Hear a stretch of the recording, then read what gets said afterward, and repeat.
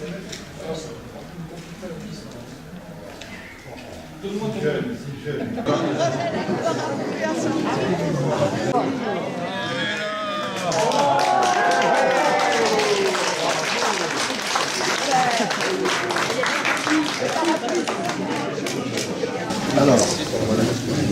je vous préviens, ça ne va pas être très long, mais c'est quand même des remerciements qui sont nécessaires.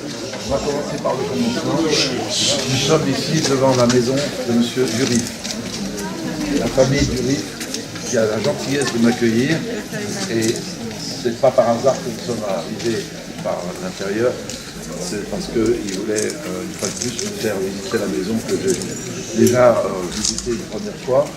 Mais vraiment son accueil et sa gentillesse, je tiens à le remercier. Maintenant, cette histoire est née dans le cœur d'un Sorésien qui s'appelle Michel Gault. Et grâce à Michel Gault et monsieur le maire, Albert, tu dis Albert. Et Albert, mon copain Albert. Alors je vous signale qu'autrefois, on ne s'appelait pas par les prénoms. On s'appelait par les noms. Alors, ça c'est Mamie et ça c'est Offray. Moi. Alors je suis Offray 3. Donc ici, je dirais que c'est la maison du bonheur. Parce que pendant cette guerre qui a rendu tellement de gens malheureux, nous avons eu cette chance, incarnée par ma maman, qui a eu l'idée de venir ici à Sorèze. Alors, pour que l'histoire soit précise, je vous dirais que nous étions dans le Lot-et-Garonne. Maman est des plus vieilles familles basco-béarnaises, dont le nom remonte au XIIe siècle. Et nous étions réfugiés, on va le dire, on avait fui l'occupation en rejoignant la maison de mon grand-père, le baron de Coblos d'Andiran, à Nicole, dans le Lot-et-Garonne. Mais ça n'allait pas parce qu'il n'y avait pas d'école.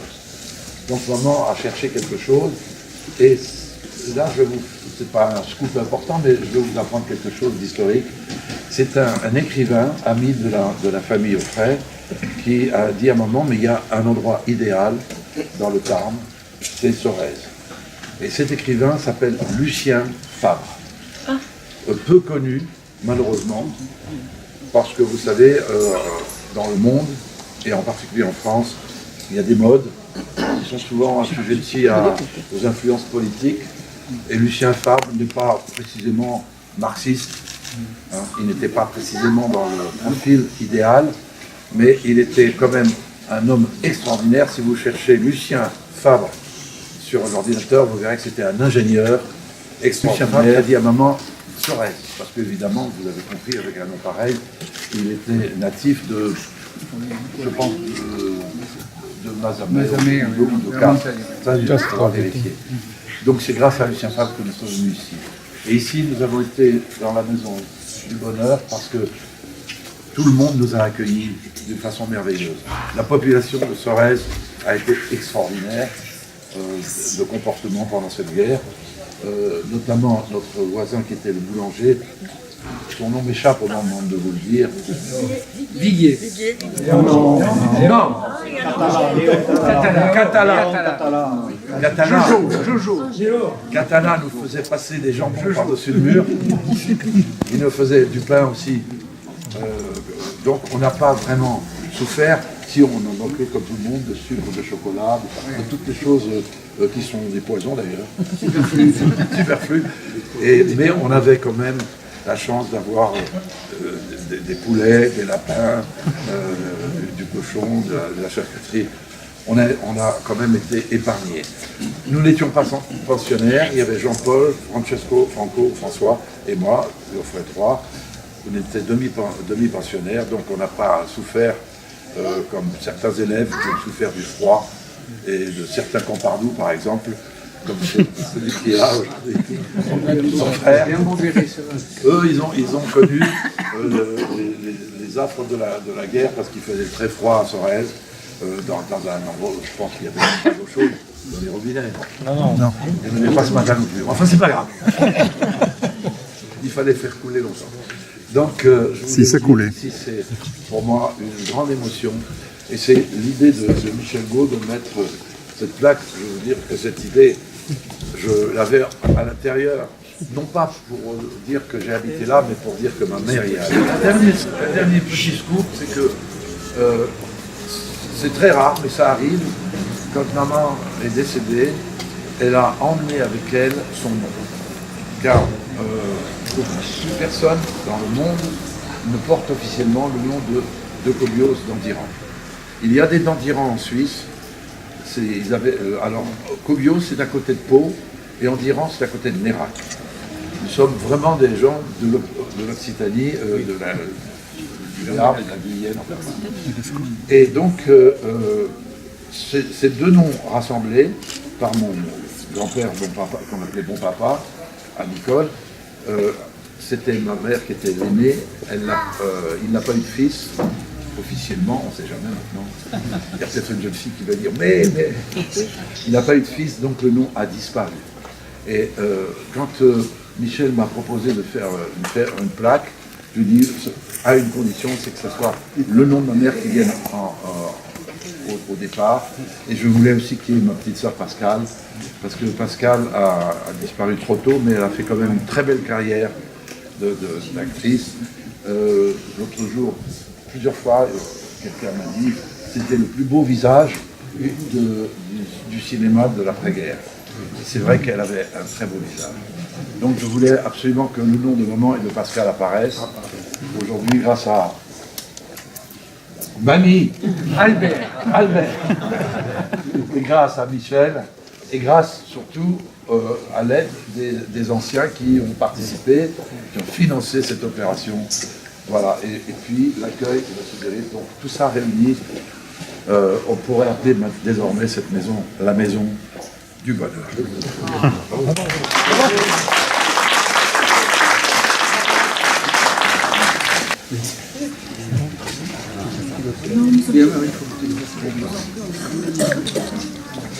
Normalement, il devrait y avoir de la musique, mais les musiciens n'ont pas pris leurs instruments. Voilà, alors ensemble, nous allons dévoiler cette plaque. En général, parfois, si c'est ça, c'est avant Monsieur Durian qui rend cette maison un peu historique. Uno, dos, tres.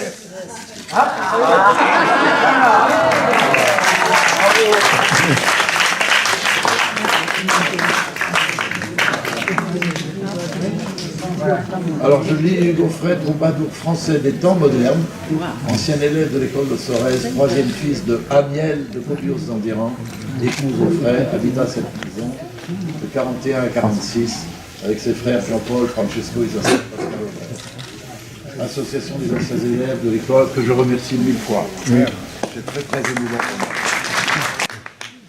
Et nous allons passer à la mairie. Je suis. C'est le passage obligé. Merci Michel.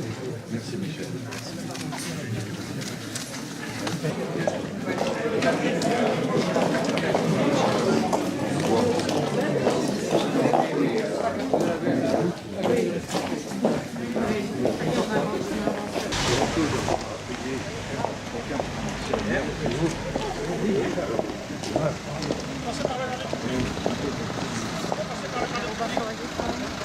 Monsieur le Président des anciens élèves va nous dire quelques mots.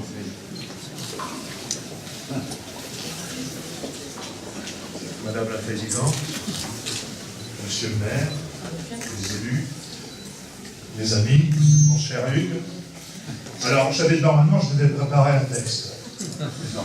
Je vous avoue franchement, je n'ai rien préparé. Donc, tout ce que je dirai n'est pas enregistré. Bon, c'est un plaisir d'offrir à Hugues cette plaque de la part des anciens élèves de l'école, parce que d'abord, c'est un ancien élève de l'école, et c'est également un habitant de Sorèze. Et moi, je suis toujours, et je sais qu'Albert n'est pas d'accord, je suis toujours en train de dire, il y a les Soréziens, qui sont les anciens élèves, et il y a les Sorézois, qui sont les habitants de Sorèze. Je sais qu'il y a un certain nombre de personnes ici qui sont d'accord avec moi, mais bon, on ne va pas rentrer dans la polémique. C'est bien. Alors, ce que je voulais dire simplement, c'est que c'est super qu'on puisse faire cette inauguration aujourd'hui. Simplement, rassure-toi, Hugues, si tu passes par Sorèze le 19 mai, sache qu'on t'attendra dans une salle dans l'abbatiale que tu connais bien, et où tu pourras écouter un de nos jeunes anciens, mon âge, qui va venir nous interpréter le Dr Rock, et je te donne son CD. Craignons-le. Voilà. Bon, mesdames, messieurs, je vous ai dit, j'ai rien préparé, donc obligatoirement, je vais m'abstenir de continuer. Merci.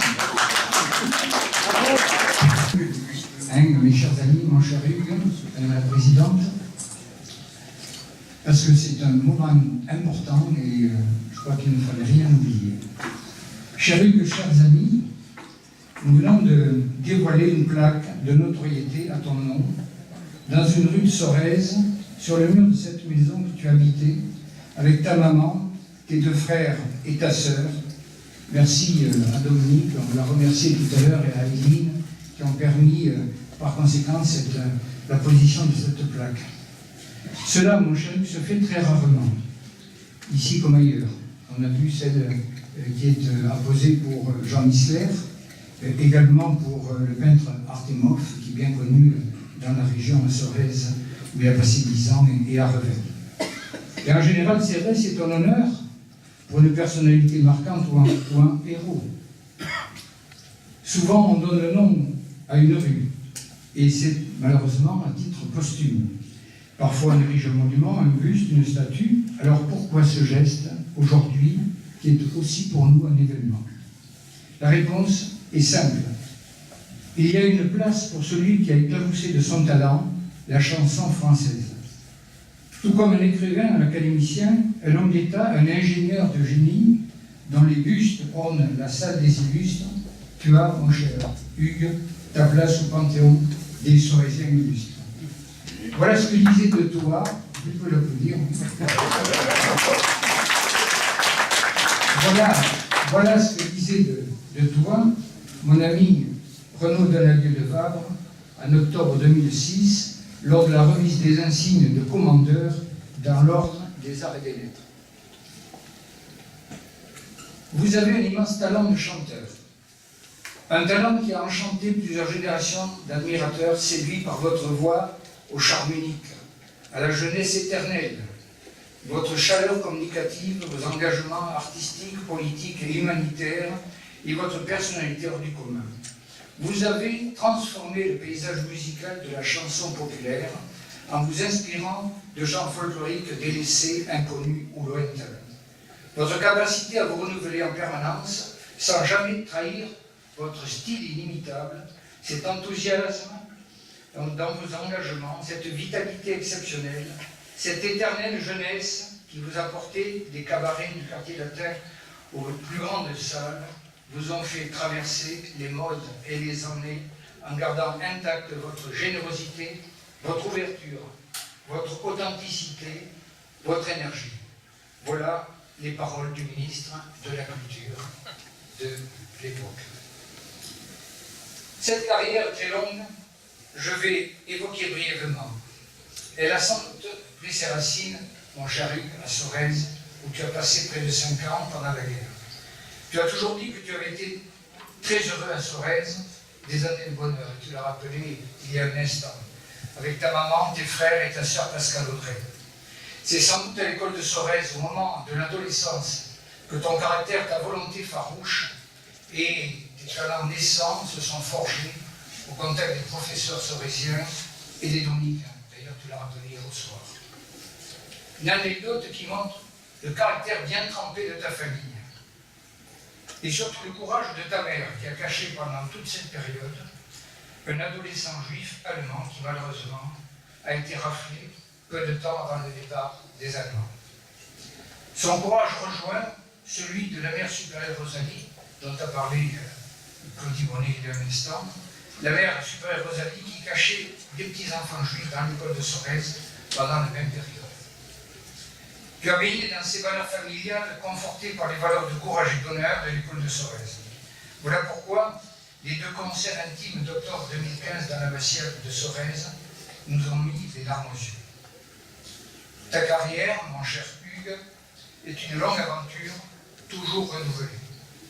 Le Saint-Germain-des-Prés, d'ailleurs, où tu as démarré, Troubadour et Baladin des premières années, tu chantais Brassens dans les cabarets parisiens de Saint-Germain, de Montmartre également, et tu interprètes même une chanson à l'époque d'un auteur-compositeur alors inconnu, Serge Gainsbourg, Le point sonore des Lilas. Tu te souviens de ça? Tu as toujours été un pionnier, un précurseur, un découvreur nourrissant ton talent d'anticonformisme et de nouveauté dans un répertoire atypique où l'on retrouve Bertolt Brecht, Charles Trenet, Léo Ferré notamment. Puis Maurice Chevalier, tu l'as rappelé hier soir. Puis Maurice Chevalier était également un ami de Sorèze, puisqu'il venait fréquemment ici à Sorèze au chalet, à la Mauricière, voir Colino, qui était peut-être son fils naturel, c'est ce qu'il m'a dit un jour, car c'était un de mes clients également. Et donc, Maurice Chevalier t'a fait découvrir New York, tu l'as dit hier soir, où tu as fait la connaissance d'un artiste alors inconnu, Bob Dylan, qui te surgit immédiatement.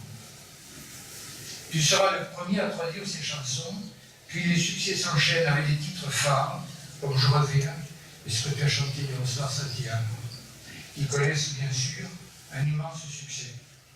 Tu es à l'origine d'un véritable tournant de la chanson française, et tu vas inspirer durablement de nombreux jeunes artistes, comme Renaud, qui est un de tes amis, Francis Cabrel ou encore Jean-Jacques Goldman. Tu te produis pour la première fois à l'Olympia en 1963 aux côtés de Johnny Hallyday, et en 1966 tu reviendras, mais alors en grande vedette, pour chanter notamment Les Berviers. Tu participes à un immense gala contre le racisme au Palais des Sports où tu interprètes Les Crayons de couleur. Les Crayons de couleur avec Harry Belafonte, en présence de Martin Luther King et de très nombreuses personnalités du monde des arts et des lettres. Tu es un chanteur engagé, mais engagé pour les bonnes causes. Tu écris, tu composes, tu interprètes des chansons qui planent encore dans toutes nos têtes. Céline, des gens qui ont pas vu le petit âne gris. Ali, Monsieur le professeur, encore Sorèze.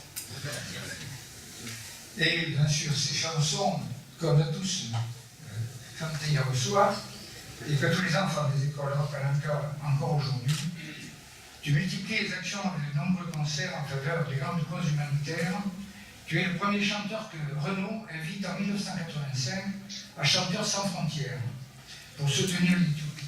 Tu parraines l'association du docteur Christine Janin, à chacun son Everest, dont tu es, je crois, un des membres fondateurs. Également, tu présides au Téléthon en 1996. Hugues par ton talent, ton charisme, ton engagement, tu as su toucher le cœur d'un très vaste public. Je crois que tu étais très ami également avec Coluche. Et Coluche avait dit, allumez un feu de camp et vous verrez apparaître les loups. Je sais pas pourquoi ça fait rire. En 1990, un disque d'or vient couronner un album qui rassemble, je crois, plus de 16 immenses succès après tes 30 ans de carrière à l'époque. Les tournées se succèdent sur les routes de France, mais aussi en Europe, au Canada et ailleurs. Tu crées en 1991 un camp de vacances pour enfants à Flaine, on s'est rebaptisé l'été indien, parce que le cheval tient une importance capitale dans ta vie, tu l'as rappelé hier au soir aussi. Depuis Sorèze, sans doute le professeur d'équitation en paix.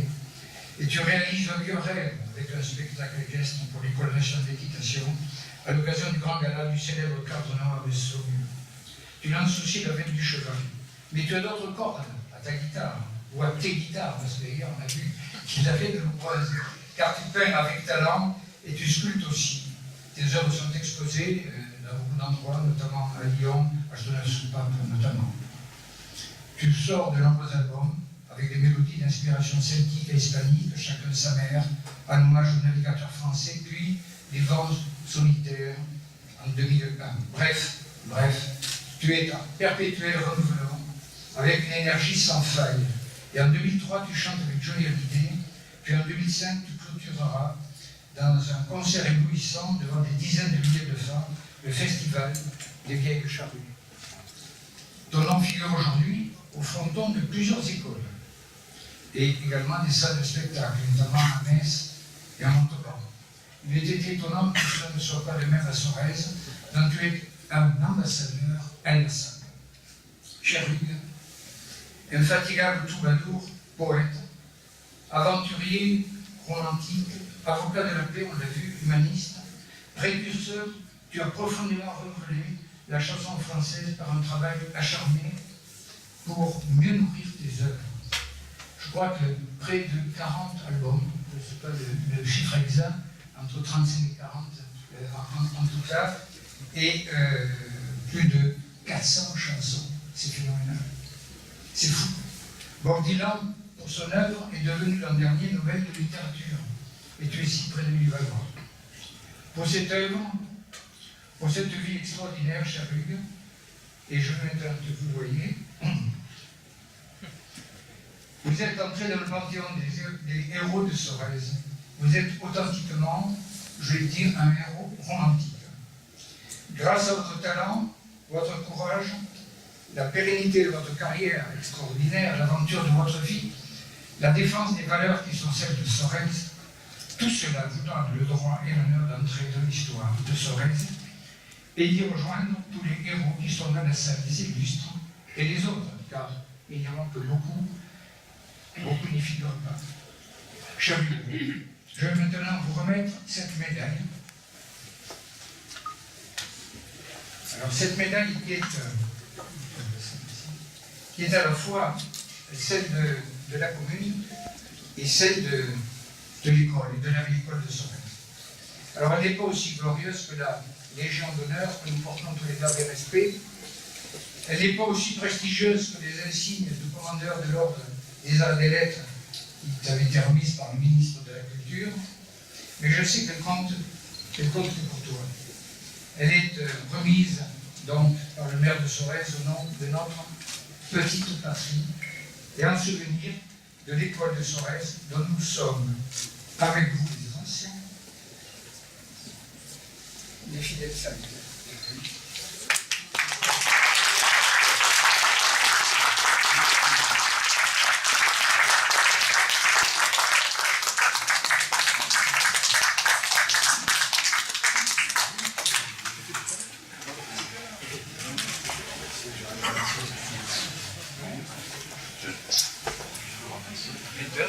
Oui, bon, ça va être très court.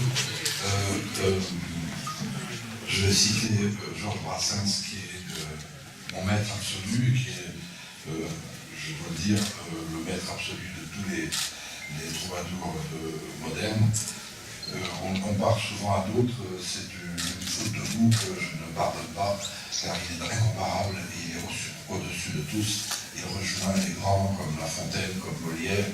C'est simplement que les gens n'ont pas très bien compris que la poésie, qui était orpheline depuis quelques siècles, pas très longtemps, depuis 2-3 siècles, orpheline parce que de tout temps, la poésie était chantée par du temps des Grecs, les anciens toujours, les poètes chantaient et s'accompagnaient plus ou moins, mais la musique, la poésie était liée à la chanson, à la musique, et à ce titre-là, elle touchait le peuple.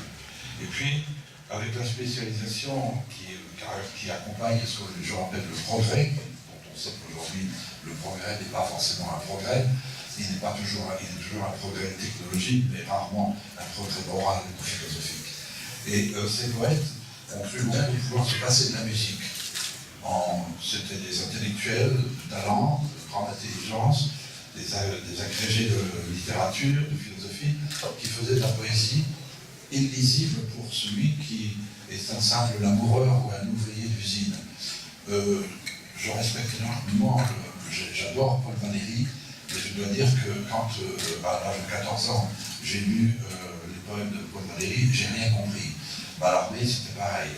Le seul que j'avais compris, dès l'âge de 13 ans, c'est Rimbaud, et qui, dans une carrière extrêmement courte, puisqu'il écrit entre l'âge de 14, 15 ans et 18 ans, date à laquelle il arrête de faire de la poésie, le message de Rimbaud n'a jamais été bien interprété. En s'arrêtant d'écrire de la poésie, il a voulu signifier que la poésie, écrite et publiée, pour être lue, c'était quelque chose c'était un genre littéraire terminé. Et il fallait vivre la poésie. Et il est parti, et à mon avis, c'est lui qui a inspiré tous ces troubadours qui maintenant circulent à travers le monde avec une guitare sur le dos, en écrivant des chansons plus ou moins bonnes. Mais je voudrais dire ici à vous tous que la poésie, grâce à la chanson, et grâce à des gens comme Bob Dylan, c'est pour ça qu'il a été d'ailleurs honoré du prix Nobel, la chanson a fait redescendre de ce monde hermétique littéraire, a fait redescendre la poésie au niveau de la rue. Et je crois que il n'y a pas d'art majeur ou d'art mineur. Je définis simplement la différence entre mineur et majeur. Le mineur ne s'apprend pas, le majeur s'étudie à l'école. Pour être chirurgien, il faut faire 20 ans d'études. Pour être ingénieur ou pilote d'avion, il faut faire beaucoup d'études. Mais pour écrire un poème, vous tous qui êtes là, vous avez sûrement, quand vous aviez 12, 13, 14, 15 ans, un jour de tristesse ou au contraire de grande joie, vous avez pris un crayon et une plume pour écrire quelques mots, peut-être des mots d'amour pour celui que vous portiez dans votre cœur. La poésie est populaire, fondamentalement populaire, et comme elle ne s'apprend pas, elle est d'un genre mineur. Mais le mineur et le majeur, c'est comme le masculin et le féminin, il n'y en a pas un qui domine l'autre. Je veux simplement vous dire que le prix Nobel a été remis à Dylan pour honorer tous ces jeunes qui, malgré tout, sont des poètes vagabonds avec plus ou moins de talent. Ça, c'était la première chose que je voulais dire. J'ai cité Brassens parce que Brassens est un vrai poète, mais il s'est astreint à dire il faut que mes chansons, mes poèmes ressemblent à des chansons pour qu'elles soient chantées dans la rue. Et c'est lorsque quelques chanteurs, dont Brassens lui-même, a mis Aragon en musique, que Aragon est descendu de ce monde hermétique dans les rues et dans les usines Renault. Alors, cette petite mise au point, c'est nécessaire parce qu'on n'en parle pas assez. Aujourd'hui, je reçois cette médaille, comme toute que je viens d'entendre. C'est une série de compliments qui sont très difficiles à supporter pour ma modestie. Mais Brassens disait ceci. Les gens modestes comme Chabrol, son copain écrivain, lui faisait beaucoup de compliments. Il écoutait comme ça et on le sentait gêné. Et à un moment donné, il a dit arrête, parce que je n'en peux plus. Laissez compliments, tu comprends. Et il disait, tu comprends, les gens modestes sont des coquins.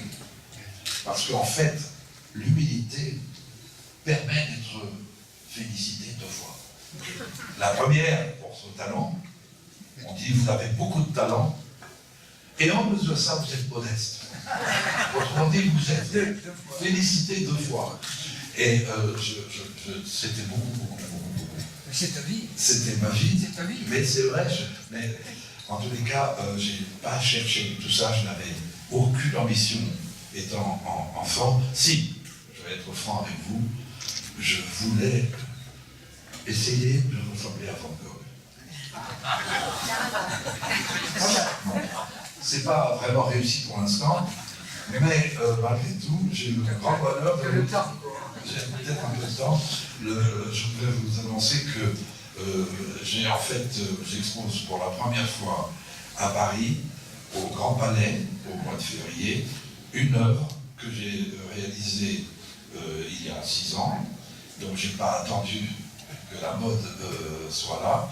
C'est un buste de Bob Dylan, un bronze, sachant que je n'ai jamais été à l'école, je n'ai jamais appris à sculpter. C'était le don naturel. Et je crois que dans les évangiles, il est dit, je ne sais plus où, à un moment donné, le père dit à son fils, à qui il avait donné un talent, une pièce de monnaie, il avait donné à ses 3 fils, comme les 3 fils de M. Durif.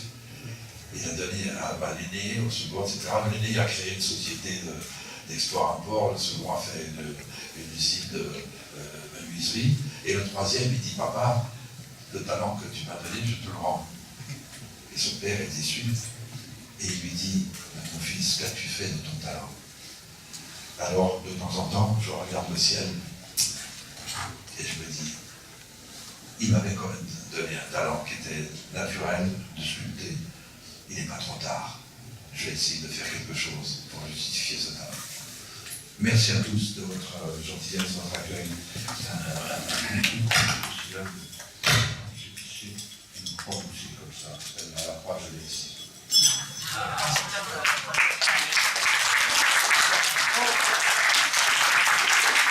Merci une fois.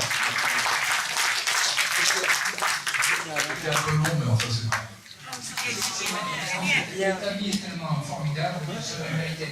Alors, quelques livres en cadeau, hein, je sais que tu as pu lire. C'est sur Sorèze, bien sûr, sur la vieille école, sur les Sorésiens. Hein, les Sorésiens, comme lui dit Sorésiens. Dernière chose, il y a un livre qui s'appelle Le Groupe de Santiago. Malheureusement, l'éditeur a été vendu, racheté par un autre. Actuellement, on ne trouve plus ce bouquin, ça s'appelle Deux Bouts de Santiago. À l'intérieur, il y a quelques photos. Donc, il y a une photo de ma maman avec ma petite sœur, un des enfants de la famille Six Thierrier, qui était réfugié aussi, qui habitait juste la maison, qui était à l'entrée de l'école, cette petite maison. C'était une grande famille de gens très riches. Pour ceux qui sont assez âgés, pour les dames, ils fabriquaient le fil tête de cheval. Vous avez connu personne. Je croyais qu'il y avait je croyais qu'on avait que vous étiez moins vieux. Oui, plus vieux. Je croyais que vous étiez plus vieux. Et Six Thierrier, sur cette photo, il y a un copain qui était instituteur dans un petit village qui s'appelle Cahuzac. Oui. Connu pour d'autres raisons actuellement, le mot Cahuzac. Si parmi vous, il y en a qui peuvent me dire où elle s'est prise à Sorèze, c'est une petite place. Je ne sais pas exactement. Si quelqu'un peut me dire où est-ce que c'est, un jour j'irai voir cet endroit. Voilà. Et on va rééditer le bouquin dans quelques temps. Merci. Merci.